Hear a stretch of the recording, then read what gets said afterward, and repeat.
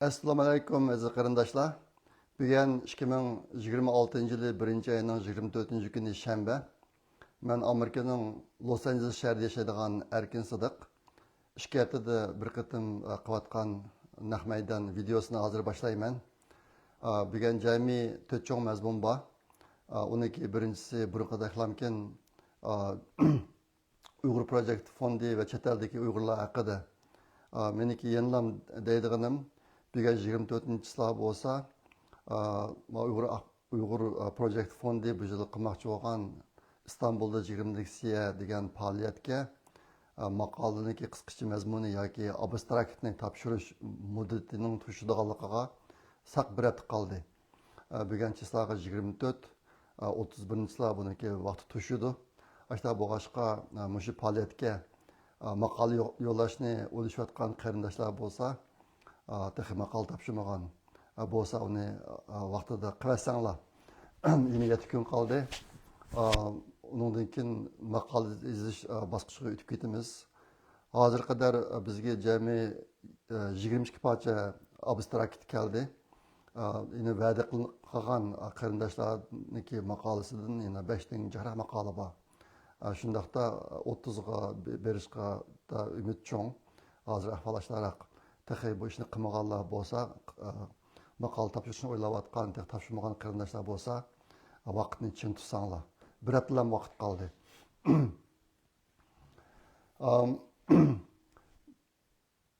Yaqinda chet eldagi Uyg'urlarchada bo'lgan bir yaxshi xabar bor. Bu nima? Bostan ana til ma'rifi ishini qilayotgan singlimiz Gulbostonniki o'rinlashtirilishi bilan yana bir top bir qism bolalar kitobi nashr qilinmoqchi. Uniki birinchi qism nashr qilinib bo'ldi amaliyotda. Bu qatimqi bu kitobga kirgizilgani shu Bostan ana til ma'rifi mush ishni mush maktabda o'qiyotgan bir o'quvchiniki onasi Gulnur Abdurasul xonim jami 75 parchadan ko'proq Uyg'ur bolalar qo'shoqlarini tayyorlabdi. Shu 75 parcha qo'shoqni kirgizib kitob nashr qilinmoqchi. Bu kitob necha parcha kitob bo'ladi. Uniki birinchisi chiqib bo'ldi. Bu ishga Uyg'ur Project fondidan $1000 yordam qildik mush kitobni nashr qilishga. Men sizlarga maniki chiqqan kitobning ahvolini ko'rsatib qo'yay.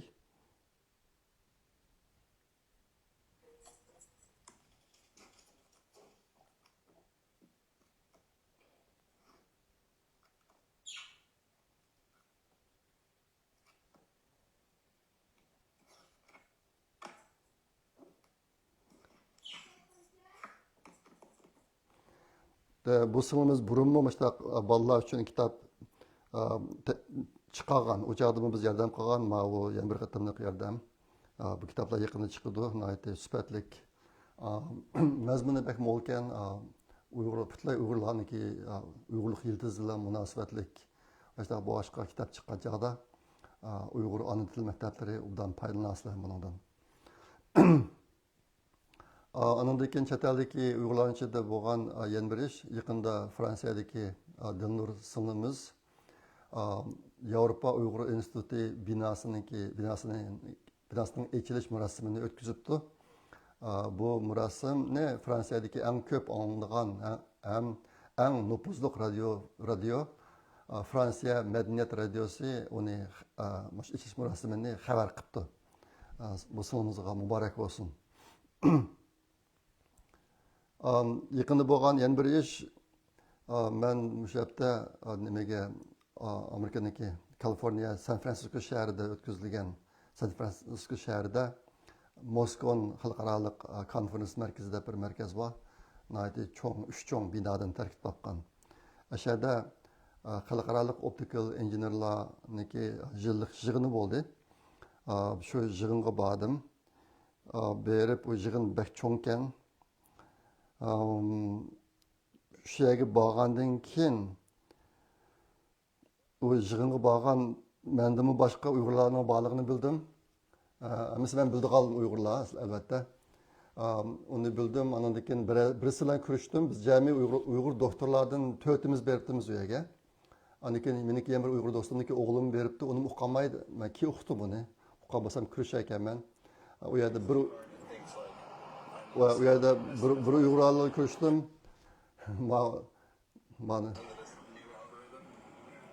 Mana bu şoförü yo'q mashinaga chiqib baqdim bu qatam. Şoförü yo'q taksiga. Waymo degan taksiga chiqib baqdim. Birisilan ko'rishdim, mana shunaqa qilib bu yig'in intayin cho'ng.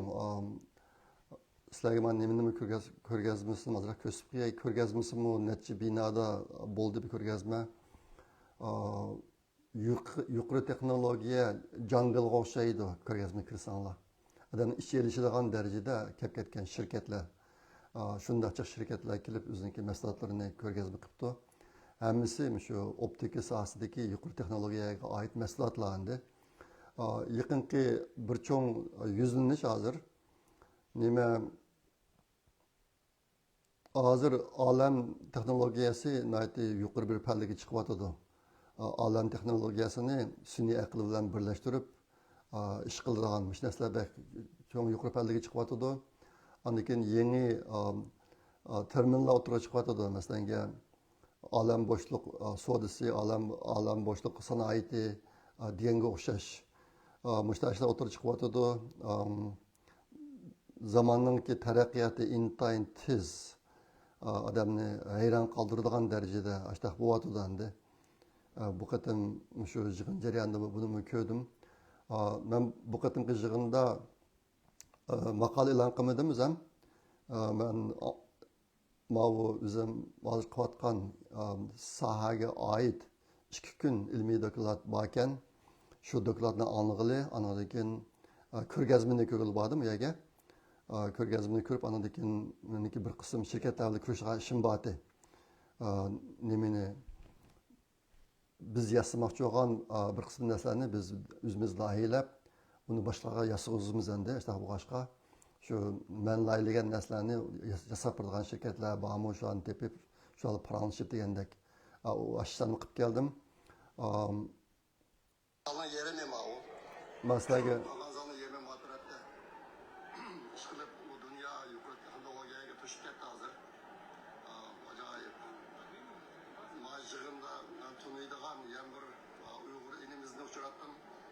ko'rgazmaga ketgan. Men yig'in bilan ko'rgazmaga keldim. Bu yig'inda maqola e'lon qilmayman. Ben degan ko'rgazmaxonaki bir qism ko'rinishi nihoyatda cho'ng. Bir qatim mengib chiqish uchunmi shu agar ko'rgazmadagi tizilgan narsalarniki ikki koridorda mengib bir qatim tez suratda mengib chiqishga mumkin deganda yarim soat vaqt ketdi ekan. Shu darajada cho'ng ko'rgazma bo'ldi. Bu qatim kallamga kelgan bir narsa, men burun işte optika yig'inlariga men maqola e'lon qilgan vaqtlarimda agar ishga uyg'ur berib qolsa, men o'sha deyishib do'p kiyib borman deb o'ylagan. Bu qatim u borgan qolganlarni men uqmagan ekan oldin. Unda qilmagandim. O'sha borganga kirishib shunsa pushaymon qilib qoldim. Najih yahudilarni uchratdim. Mayli yig'in zalda bo'lsin yoki ko'rgazma zalda bo'lsin, ular hammasi o'ziniki kichik to'pisini kiyib oldi endi. Shunday jirahtillar ko'p tunug'ul bo'ldi, men yahud ekan deb. Vaqtim mening beshimda o'tgan Uyg'urlar eng ko'p kelgan bir yig'in bo'ldi, lekin oldinlar bilmay qoldim men uni. Shunga bu qatim do'pi keshishi bo'lmay qoldi. Yaqinda chiqqan yana bir narsa xabar, Afg'onistonda bir restoran portladi. Bu restoranni Islom davlatining odamlari portlatibdi. Dastlabda bu portlatib, bu restoranda 6 Xitoy yana bir odam o'libdi ekan. Shu yana bir odamni Uyg'ur ekan degan gaplar chiqib ketdi dastlabda. Keyinchi aniqlanishicha endi u o'lgan kishi Uyg'ur emas ekan. Uyg'ur emas, u To'ngan ekan. U restoranning ismi Lanzhou Neuroman. Lanzhou Kalagushi Suqchi do'koni. Aştaqkendik, andi keyince şu partlagan vaqtdaki bir ko'rinish. Buniki o'lgan yana bir kishi, Xitoy emas kishi tungan bo'lib chiqdi, mening bilishimcha. Buni aytib uyg'urlarcha ko'p taqilib ketdi bu xabarlar. Shuni sizlarga bir deb qo'ydim.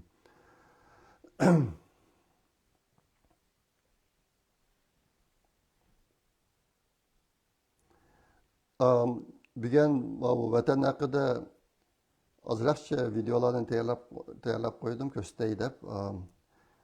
Hammasi ichinishliq. Biraz o'ylandim buni ko'rsataymi, ko'rsatmaymi deb. Hozir biz bek dardman millat. Yüzümüzdeki azap yetib oshidi. Yana boshqa azoblik mushta salbiy xabarlarni olsak, ko'nglimiz texmi yerim olib ketadi. Ammo hozir vatandan keladigan yaxshi xabar bo'lmagan ekan. Sizlarga ozroq ko'rsatib qo'yay dedim. Bu Zumrat Davud singlimizniki Facebook'dagi videolarni. Ayollar o'zini deb asrandi. Dadidin ayollar tekshirish qilaman deb telefon qilibdi, nima qil deb borganimni bilaman. Uyga o'mlab kelgidek adat ketkizib qo'ydi.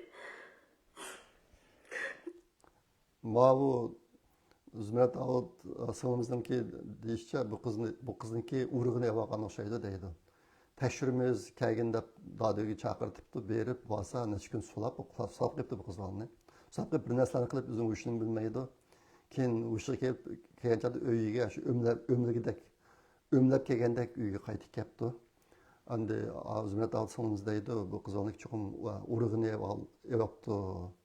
Tekshirimiz deb, ashta go'llab turib urug'ini yapibdi deb shunday deydi.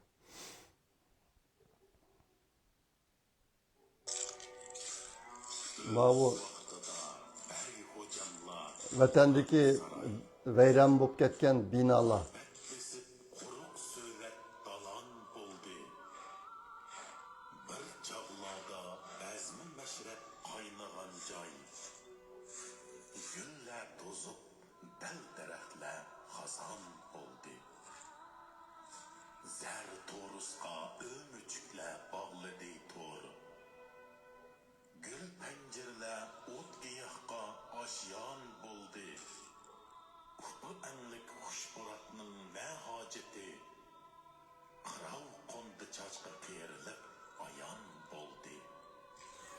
Keçi tuproq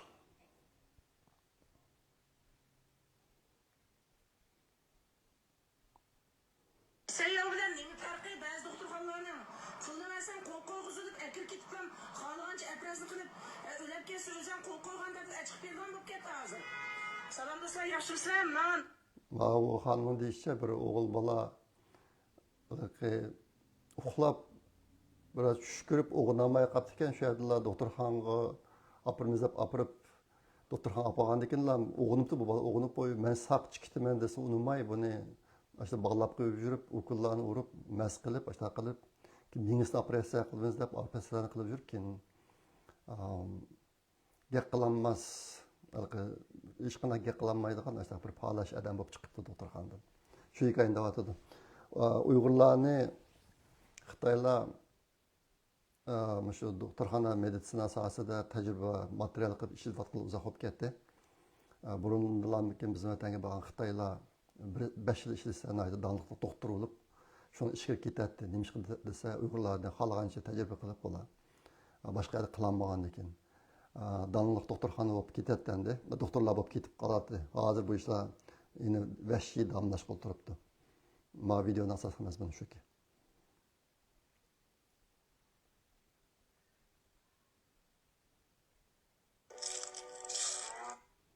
Yana bir video vardı, men ko'rsatib qo'yadigandim.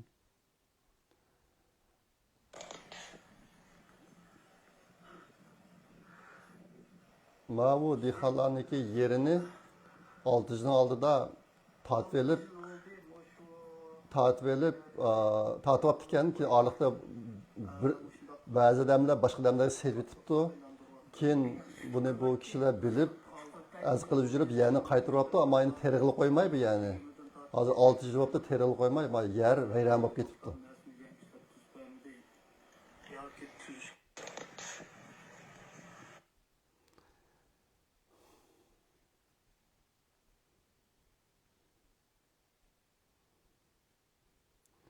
Aniki Zümrət Davudsanız yəmir manasını çıxırıbdı. Ma bir Xitay ayol ekan, amma ma kimligida Uyg'ur deb bor ekan. Xitoyning ismi Jang bir narsa deydi. Xitoyga Uyg'ur millati deb kimlik taqqiratgan ahvollarniki bir misol ekan bu.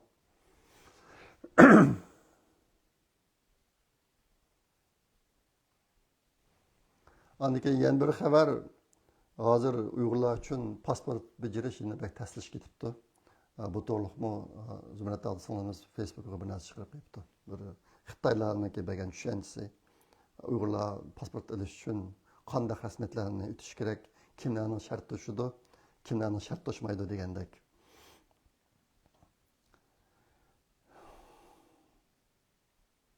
Men bir narsani unutib qolmay deb yana bir qarayapman. Yaqindagi yana bir xabar Amerikadagi Greenlandni 51 shtatga qilib olish to'g'risida gaplar chiqdi.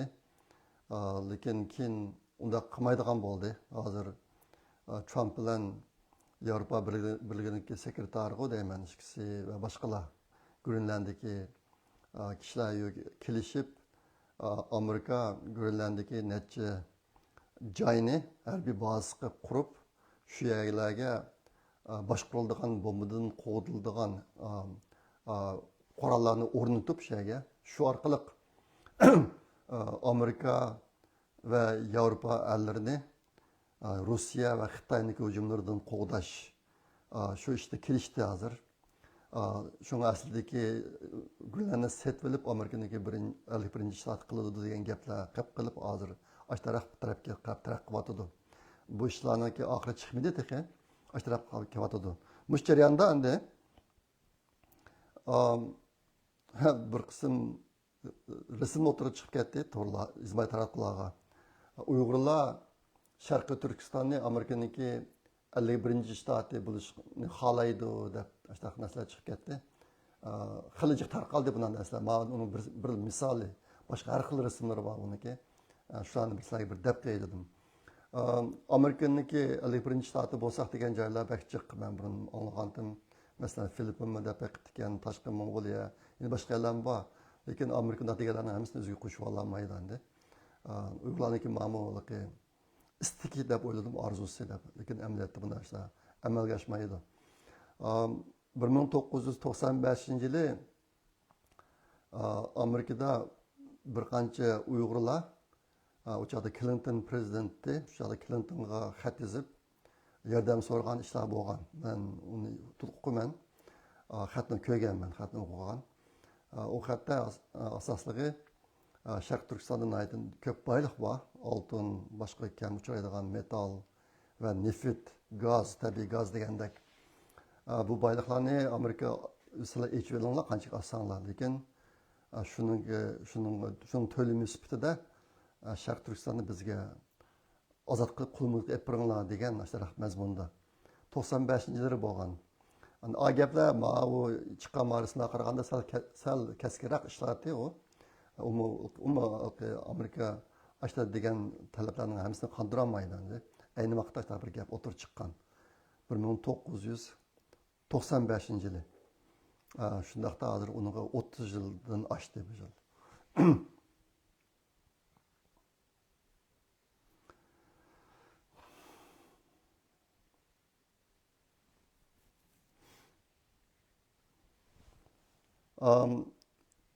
Bu hozir yaqinda xalqaroda intanja xabarlar ko'p o'tirib chiqib ketdi. Men bularniki hammasini tafsiliy tushundirmayman sizlarga bu qatim. Bu qatim cho'ng-cho'nglarni nazarda tilga ketib, kelar qatimdan boshlab biror temada sal cho'nqroq tushuncha berishga tirishaman. Tunugun 1-23 kuni Yaponiyada bir cho'ng ish bo'ldi. U ish nima desanglar, Yaponiyaniki bosh maqomi Prime Ministersi nima Takashi xonim Yaponiyaniki Avam palatasini tarqitib etdi. Sababi nima desanglar, Avam palatasida Takashi xonim tava bo'lgan partiyaniki odamlari, a'zolari oz sonni egallaydi ekan.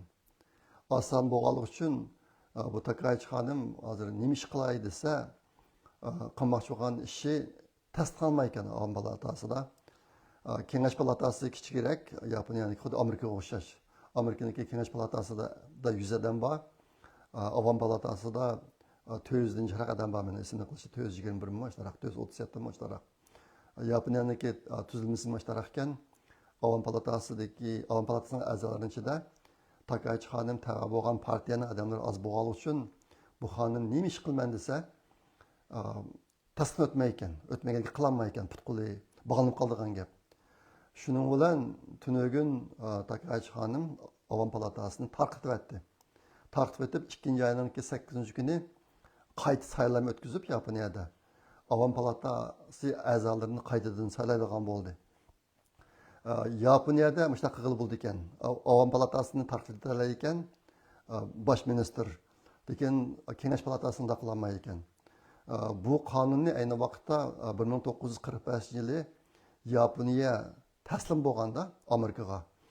Shu chog'dagi shu Amerika qo'shinidagi bosh qo'mondoni shu chog'da turib Yaponiyada 6 yil turib 45-yildan 51-yilgacha Yaponiyaning butun ishlarini boshqarib bir qism qurilmalarni bekitgan ekan shu vaqtida.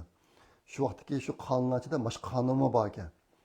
Avam palatasini bosh ministr tarqitib etadi degan. Shu qonun bo'yicha tunugun mash yuz berdi. Men bugun bir videoni tushirib qoldim. Shu Avam palatasida tarqitib ketganlik uchun bizningki Arfiya qizimiz umu shu hisobda uning kimi vazifasi tugabdi hozir. Tugabdi ekan, uni qaytadan keyingi qatimda 2-8 yil bo'lgan saylovga yana bir nainiki shu Avam palatasi a'zosiga qaytadan saylovga tushadigan bir guvohnoma tarqatganda qildi. Videosini sizlarga ko'rsatib qo'yay. 千葉6エリー・アルフィア候補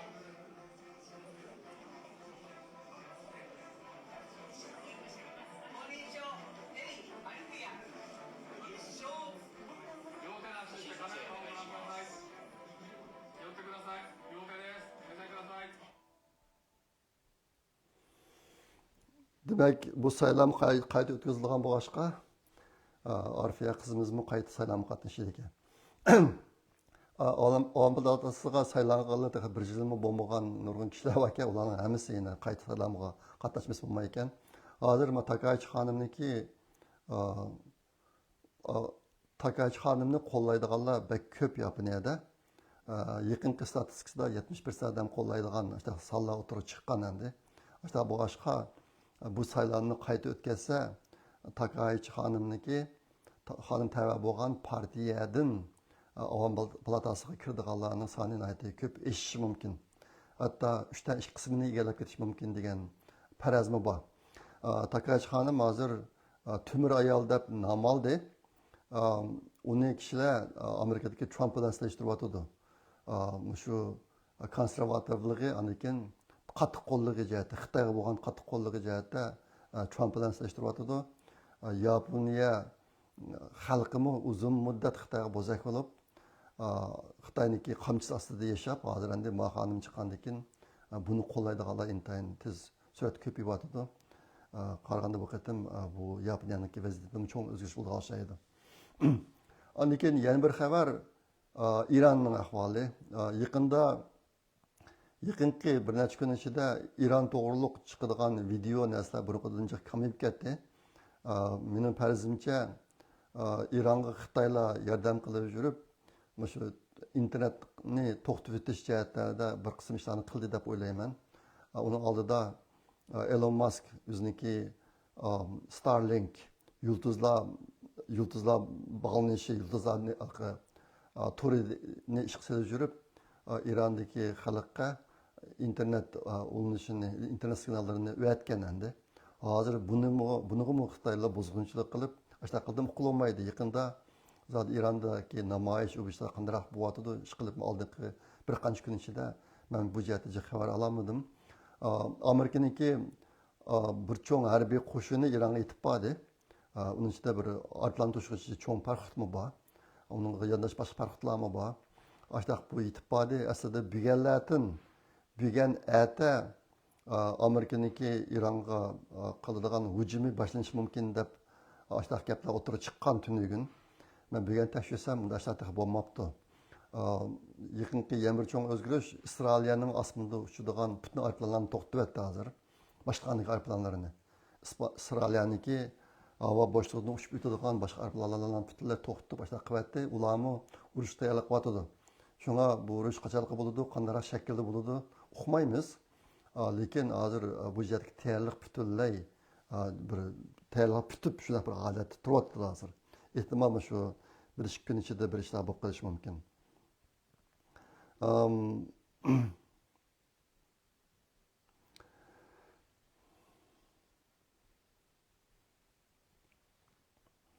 Endi yaqinqi yana bir cho'ng xabar. Davosda chaqirilgan dunyo iqtisod munbiri. Bu yig'inga Amerikadan Trump bordi, berib 21 yanvar kuni u yerda 1 soat 12 minutlik so'zladi Trump. Amerika bilan Yevropa Birligi boshqa g'arb ellari o'tirsida surkilishlar bo'layotgan, bir mezgil bo'lib qolgan, bo'lib kelayotgan bu ish. Bu qatimki Davos yig'inida Trump so'zlab bu surkilishlarningki niqoblarini butunlay echiyapti bu. Echiyapti nurg'un boshqalarni mazaq qilish shaklida so'zlab bu. Ajoyib ishlar yuz berib ketdi. Trumpniki Davosga yetib borgandagi ko'rinishini ko'rsanglar, dastlabda Amerikadagi birinchi nomerli aeroplan degan bir aeroplan var, prezident o'tirgan. U aeroplanni uchib ozroq mong'an chog'da undan chataq chiqib, oqsi yenib ketib, keyin aeroplanni almashtirib, muavin raisning aeroplani bilan berib bir yerga, u yerdan bir tikchor aeroplan bilan Davosga berib ekan. Davosda shu tikchor aeroplandan tushib, yig'in maydoniga ozroq yiqiroq qog'ochik mong'an ko'rinishini ko'rsanglar, ajoyib bir ko'rinish bor. Trump o'zi yolg'iz mong'idi qizil gilamning ustida. Qarnının üstüge selingan qizil gilamsız yalğız mağdı. Onunki arpanın kaçışa kelip bunu kütüp olduğu adam yok. Aşı jığmeden yıkırak kelgen çağda anıkin kaşık adamlar kadar durup kürüş başlaq qıldı. Trump şuna qılıp sözləb nurgu adamdan çıkıta idi. Trump eriştin 1 saat burun Fransiyaniki baş ministeri Macron o ketip qaptı. Anından keyin o ketip qaptı. Yevropa Birligi'niki başlığı Sal ketip qaptı. Ondan keyin Angliyaniki kelmepti degandek bir qism ishlar bo'ldi bu yerda. Ondan keyin Trump so'zlab bo'lg'uchilik 1 soatdan ortiq vaqt so'zlab bo'lg'uchilikmi, yana bir qism boshqalar chiqib qapti u yerdan. Ashta qilib bu yerda yuzini ochadigan, burunqi niqobni chiqqanlarni teshadigan bir ishlar bo'lib ketdi. Qaramoqqa bu ishqa hamma odamniki bizniki bo'libmi ko'nglimiz bak yerim bo'ladi. Nimishqa degan chog'da bizniki dardimiz xili bordi.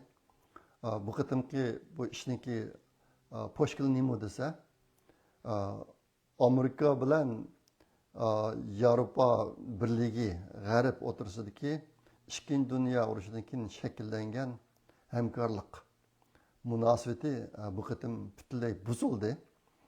Buzilib hozir kam degan ikki boshliq, birisi Kanadaning boshlig'i, ikkinchisi Fransiyaning boshlig'i Xitoy bilan strategik hamkorlashish yo'liga qarab mangdi. Bular hozir dunyoniki yangi tartibi haqida gap qilyotdi. Burunqi tartib butunlay buzildi, amaldan qoldi. Endi biz bundan keyin yangi tartibni tiklaymiz. Bu yangi tartibda Xitoy muhim rol o'ynaydi degandek narsani o'tirib chiqaryotdi. Bu gaplar, bu ishlar biz uchun bir cho'ng fojia. Endi fojia, lekin bu ishlarniki obdiraq tashvisanglar, hozirgi kishilar andish qilg'idek darajadagi fojia bo'lmasligi mumkin. Sababi nima desa, bir yilga qolmay hozir Amerikadan yuz o'rib Xitoyga yiqilishayotgan u davlatlar qaysi taqdiriga duch kelganligini bayqaydi. Bir yilga qolmay. u chog'da yana bir uyg'unish bo'lishi mumkin. Bu birinchi bir ahvol. Ikkinchi ahvol, Xitoyning o'zidami cho'ng masala bor hozir. Harbiy jihatda, iqtisodiy jihatda. Shunga bu kishilar umid qilayotgandek ishlarni Xitoy qilmasligi mumkin. Uchinchi cho'ng masala nima desa, bu yerda bir tüp qonuniyat bor. O qonuniyat nima degan chog'da ikki odam hamkorlashish uchun bu ikki odam bir-birisiniki ojizligini to'ldira oladigan bo'lishi kerak. Bir-birisiga yordam qila oladigan bo'lishi kerak. Undaq bo'lmasa bu hamkorlik munosabati bo'lmaydi. Bu bir odam bir tarafniki, yana bir tarafniki qiladigan yordami yoki bir tarafniki yana bir odamning yo'laydigan ishi ashaq bo'lib qoladi. Amerikaniki yaqinqi ahvollari mushta bo'lib qolgan. Trump birinchi qatim prezident bo'lgandan keyin bir qism ishlar o'tirib chiqdi. Masalanga eng asaraq tushangili bo'lgan ish nima desa, Yevropa, NATO a'zolari masalanga. Aslida NATO'ning qurgan vaqtida hamma davlat o'ziniki GDP'sidan 2% dak pulni chiqarib, harbiy kuchni saqlash mushtaq kelishimlar bor ekan. Lekin Yevropadagi NATO a'zolari bu pulni chiqarolmay, Amerikaga ham yo'linib olib, u harbiyga chiqqan pulni boshqa narsaga xarjlab, ashta bo'lgandan keyin Trump chiqqandan keyin buni chidamay, ko'p qatim NATOdan chiqaman deb davda solgan. Ashning turkisi bilan yaqinda NATO'niki Yevropadagi a'zolarida biroz ilgirlash bo'ldi, yaxshilanish bo'ldi. U nima desa, hozir bir qism davlatlar 1,5%, 2% pulni harbiy taraqqiyotga, harbiy ishlarga chiqarish bu ishlarni yo'lga qo'ydi. Bu bir zo'r ilgirlash bo'ldi bu jihatda. Endi Trumpning talab qilayotgani 5% ga opiringlar deb uni talab qilyotdi. Unda qilmagan vaqtida yaqinda hammamiz ko'rdik, Rossiya Ukrainaga hujum qilib kirganda nima ish bo'lganligini. Bu Ukrainani qo'g'dash vazifasimi butunlay Amerikaning zimmasiga tushib qoldi. Tushib qoldi. Bu yerda qancha yordam qildi bu boshqa gap. Bu yerda Yevropaniki mushundaq ishlarda biroz kuch chiqara oladiganga hech qanday imkoniyati qolmaganligi pash bo'ldi bu yerda. Nurg'un jihatdan bir misol, masalan, Germaniyani olsak, Germaniyaniki yadro elektr stansiyalari intaran taraqqiy qilgan davlat bu. Taraqqiy qilgan davlat, lekin yaqinda bular bu solchilarniki yeşil energiya siyosatini amalga oshiramiz deb Yevropa Birligining bir shuari bor. 2030 yilgacha butun energiya manbasini yeşil energiya qilamiz deb. Ko'mir, neft, gaz ishlatmaymiz. To'xni boshqa vositalar chiqaramiz degan shuari bor. Ayni vaqtda Germaniyami shu shuari ostida o'zining butun normal ishlayotgan davlatniki energiya manbasini kuchli darajada ta'minlayotgan yadro elektr stansiyalarini hammani buzib tashlab yo'q qilyapti bular. Yo'q qilib Rossiyadan neft olishga boshladi. Boshlab vaqtim Ukraina bilan Rossiyaning urushi boshlangandan keyin nima bo'ldi desanglar, bu Rossiyaniki pulniki hali ko'p qismi Germaniyadan keladigan bir holat borda. Neft sotib olib. Anikin bu nima Germaniya biroz yuzkilanmay Ukrainaga 10 ming dona durbin berdi askarlarga. Mana ishiltinglar deb. Qilgan yordami shu oldi. Bularda askari yo'q. Yevropada askari yo'q. Qurolning taraqqiyoti mintanchib ketgan. Po'lat sanoati yo'q. Po'lat sanoatining hammani Xitoyga o'tkazayotgan bo'lar. Shunga bu masalan Angliyada po'lat sanoati yo'q. Angliyaniki bir ichinish ahvoli hozir qaraydigan bo'lsalar, mana bir ahvol bor. Angliyadagi to'q chiqarish miqdori, chiqarayotgan to'qning miqdori hozirgi Angliyaniki 1999-yilda chiqargan to'q miqdoridan 30% to'vankan hozir 2025-yili. Bu nimadan darak berdi desanglar, Angliyaniki sanoat ishlab chiqarishi butunlay o'ldi degan gap. Sanoat ishlab chiqarish yo'q. Butunlay Xitoyga tayinib qolgan. Energiya sohasida Yevropa Birligining ABK'dek bütün yeşil energiya ishini yo'l qo'yamiz. Ko'mir, gaz, neft hammani yo'q qilamiz deb ashta shularni o'tirib qo'yib yurib, bular Xitoydan intan ko'p shamoldan to'q chiqaradigan chaqplaklarni sotib oldi bular. Agar aeroplanni ussanglar Yevropada Ben ko'rdim buni. Tez suvning ustiga yasilib ketgan shamoldan to'q chiqaradigan chaq bilaklarni, kurslarni shundoq chiq. Hammasini Xitoy yasagan.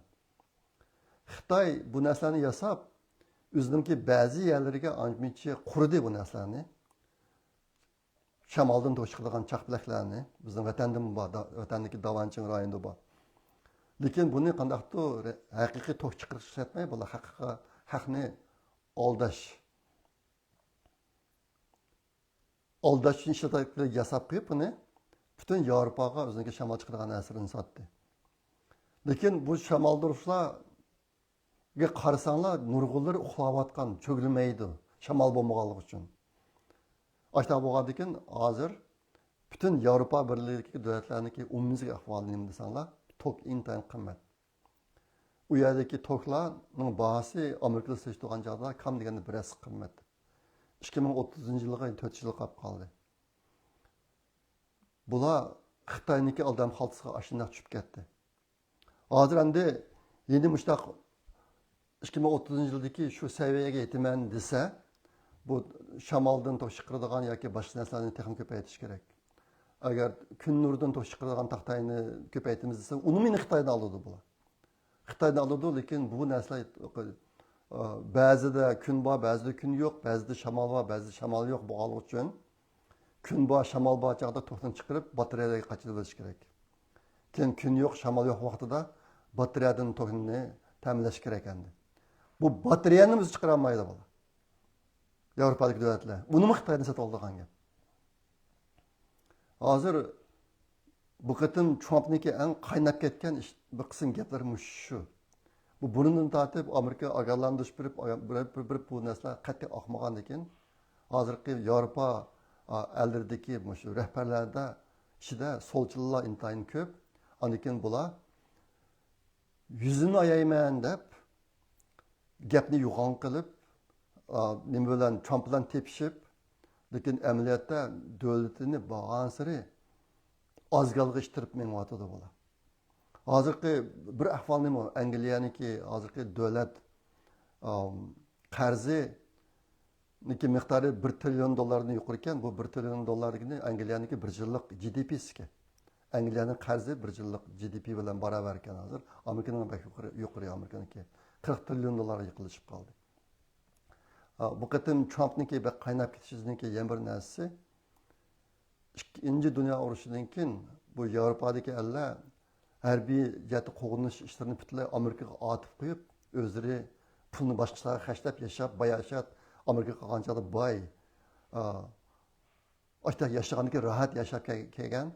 Lekin Amerika bularni qo'g'dayman deb 1945-yildan hozirga qadar Yevropani qo'g'dash uchun xashlagan puli Amerikaniki 18 trillion bilan 20 trillion aralığıdaki. Ya'ni Amerikaniki hozir davlat qarziniki yarmi Yevropani qo'g'dash uchun ketibdi hozirga qadar. Ashtaq bo'lib, yaqin-yaqi chop chiqqan ekan, sen o'zing qo'g'da.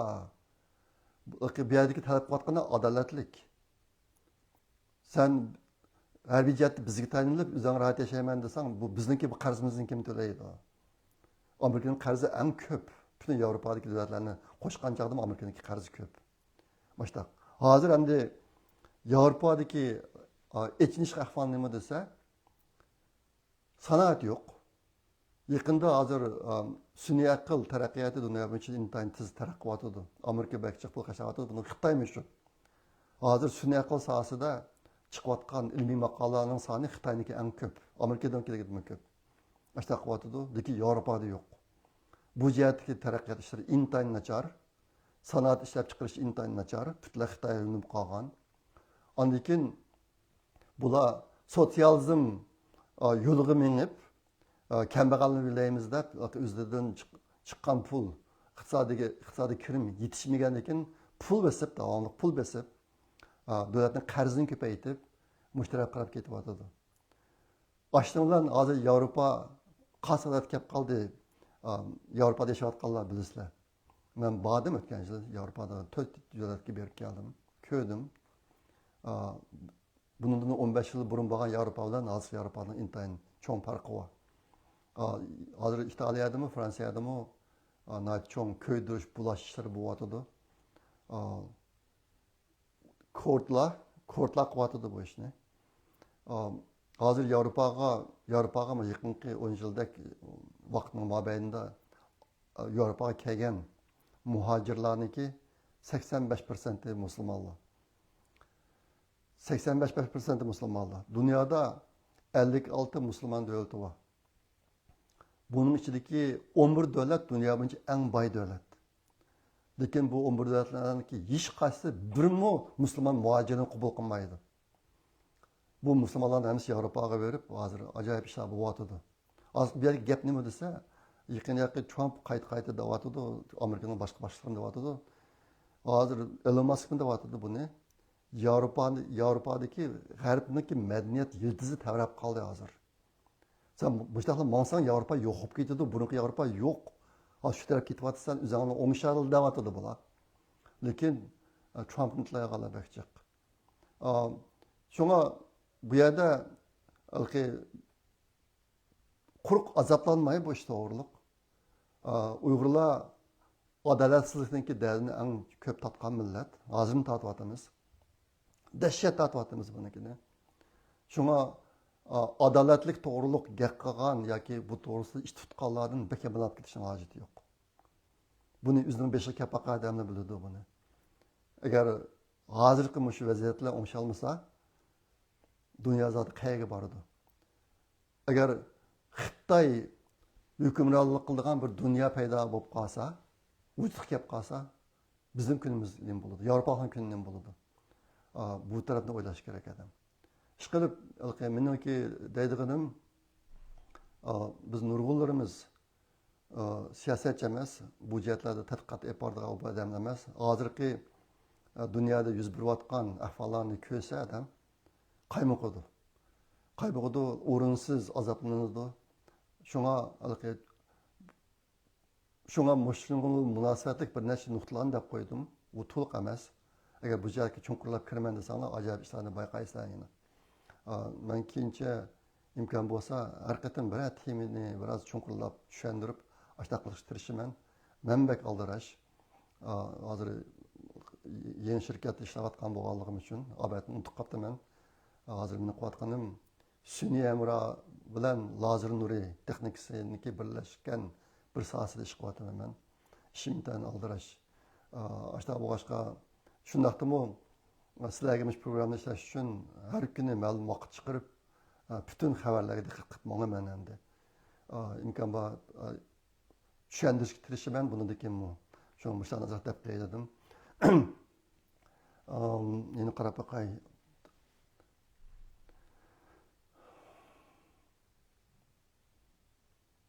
Kanada'niki hozirgi bosh ministri Carney hozir Amerika'dan butunlay yüz örüp, Amerika'nı taşlap Xitay bilan birleşti. Yaqini ko'dinlar Xitoyga berib, Xitoyni bizniki strategik hamkorlashishimiz deb nurg'un kelishimlarni tuzib keldi bu odam. Lekin hozir kishilarniki farzicha Kanada bir yil qolmayli buni yeydi deyotdi. Endi buni yemishi bilgil bo'lmay xatoni o'zgartmak tas endi. Andakin Fransiyadagi boshlig'i Macronmi Yevropa birligi Xitoyni qarshi oldi deb uni so'zladi necha kun oldida.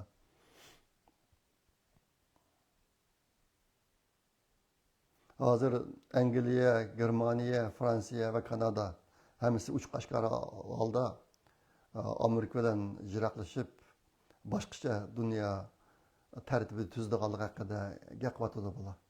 Amerika bilan bo'lgan munosabatni jiroqlashtirdi hozir bular. Endi belki degan ishlarga qo'shib qo'yadigan bir narsam bor, shuni qattiman hozir. Nima Rossiyaniki hozir harbiy kuchi Amerikaniki harbiy kuchiniki undan bir qismi to'g'ri kelmaydi. Amerikaniki harbiy kuchining undan bir qismi to'g'ri kelmaydigan Rossiyaga butun Yevropa birligi taqobil tura olmayapti hozir. Hozir ahvol shu darajada. Ashta qilmayotdi bu Yevropaniki qilayotgan yana bir narsasi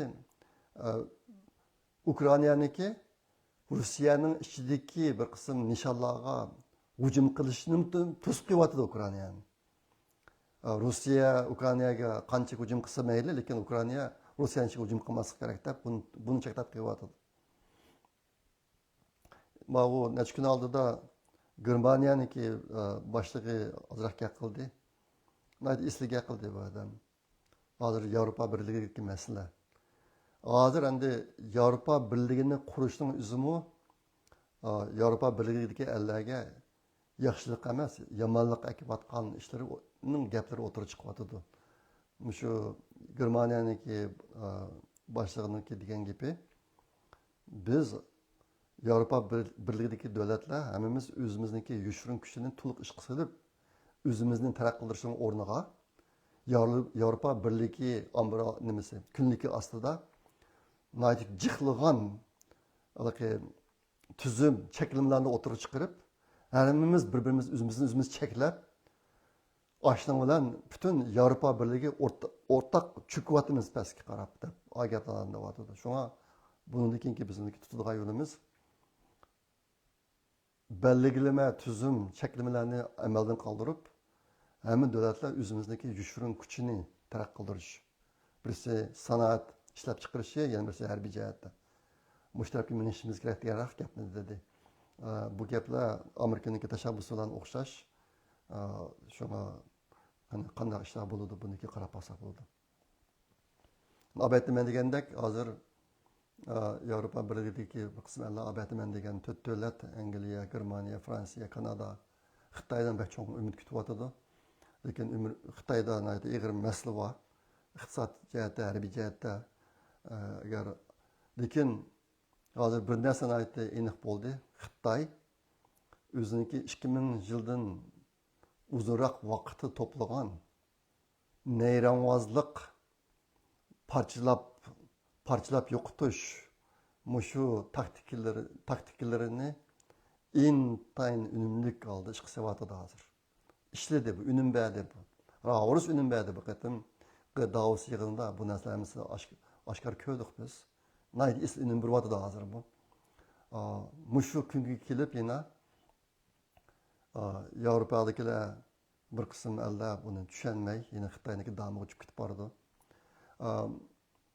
Vakitimki Davos yığınında Trump'nınki yemir degan gepini dəbqey, bu Xitay virus doğruluk gap qildi. Xitay virusini qayta yine bu Wuhan'dan çıktı, Xitay'dan çıktı diyen gapni yemir qatim davetdi bu.